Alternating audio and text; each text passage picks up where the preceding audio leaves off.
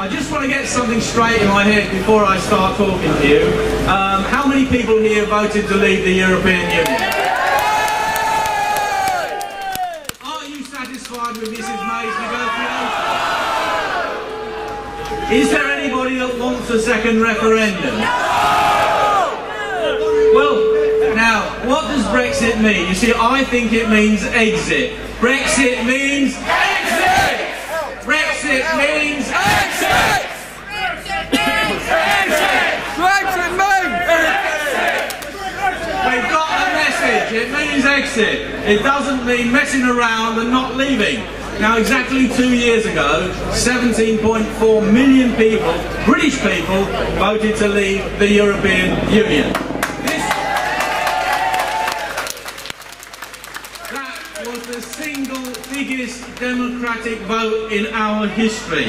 It was an historic victory for ordinary British people. And it will go down in the annals of our history, along with the other dates, where we remember where we fought and won our freedom from foreign oppression. The Spanish Armada, 1588. The Battle of Trafalgar, 1805. Waterloo, 1815. And Victory in Europe Day, 1945.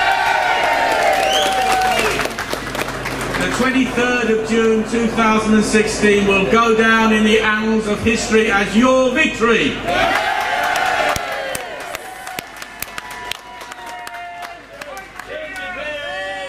The combined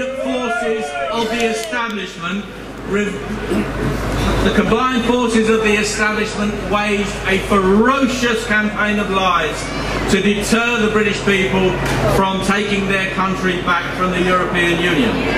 Project Fear was waged by most of our political establishment, most of our media, and by the international establishment. Even President Obama made a special trip here to the country. Despite all of that, the good sense and patriotism of the British people prevailed and we voted to leave. But what has happened since? Mrs May did very little for a very long time, and even now her withdrawal bill is not finalised.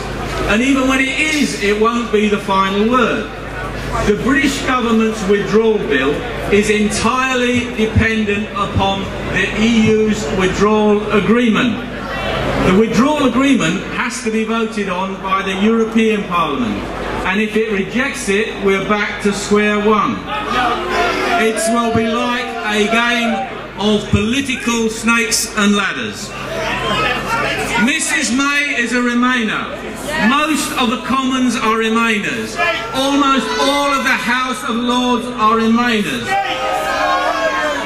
Putting them in control of Brexit was like asking a bunch of arsonists to put out a fire.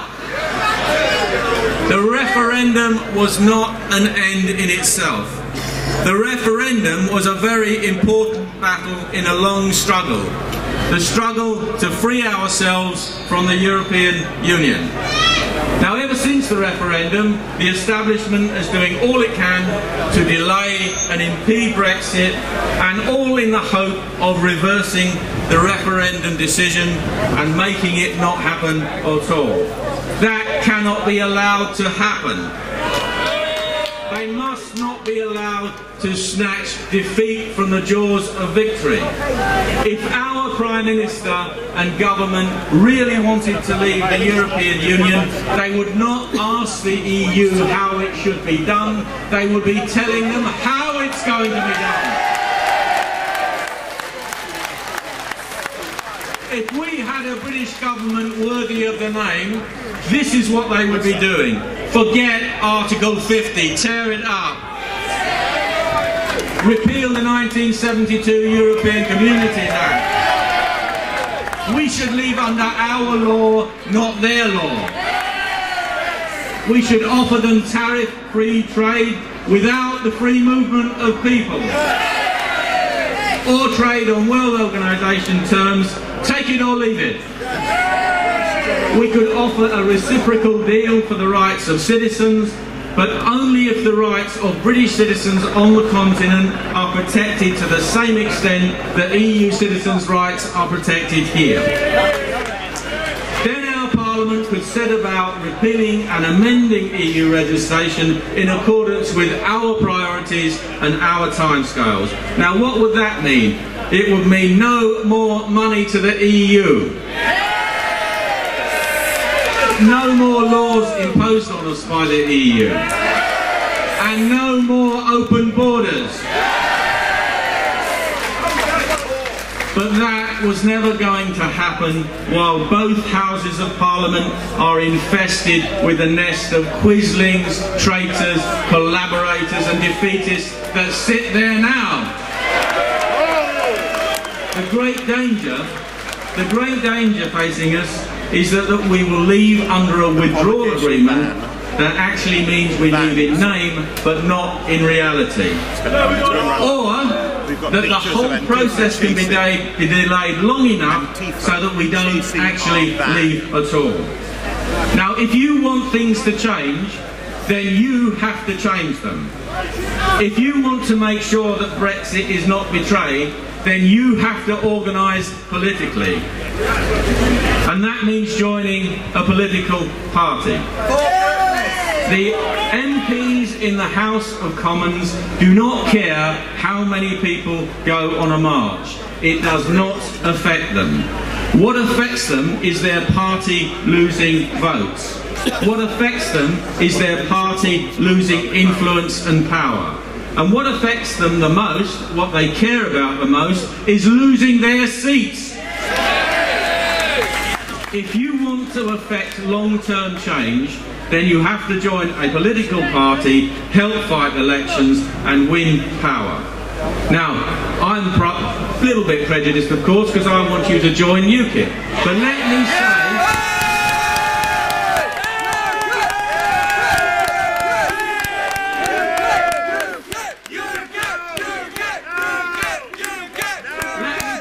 Let me tell you just some of the things that UKIP stands for. Leaving the European Union completely and without impediments. Living under our laws made by our democratically elected Parliament and not being subject to foreign laws. Making laws in our national interests and in the interests of British citizens. Now, UKIP wants to preserve our traditions and our culture for the future of our children and our grandchildren. UKIP wants to preserve free speech, democratic debate and the rights for our citizens to be themselves in their own land. And one last point. UKIP wants to end open borders and the age of mass uncontrolled immigration once and for all.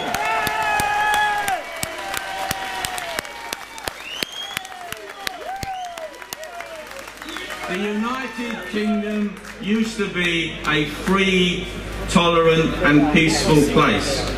UKIP wants to restore those values for the benefit of all the people that live in our country. But being tolerant does not mean you tolerate those things that would destroy you and your way of life. None of these things can be achieved until we leave the European Union and take back control of our country. Now, I'd like to congratulate you all for coming out today and making a stand. Now take the next step and get involved politically. Make sure Brexit is not betrayed.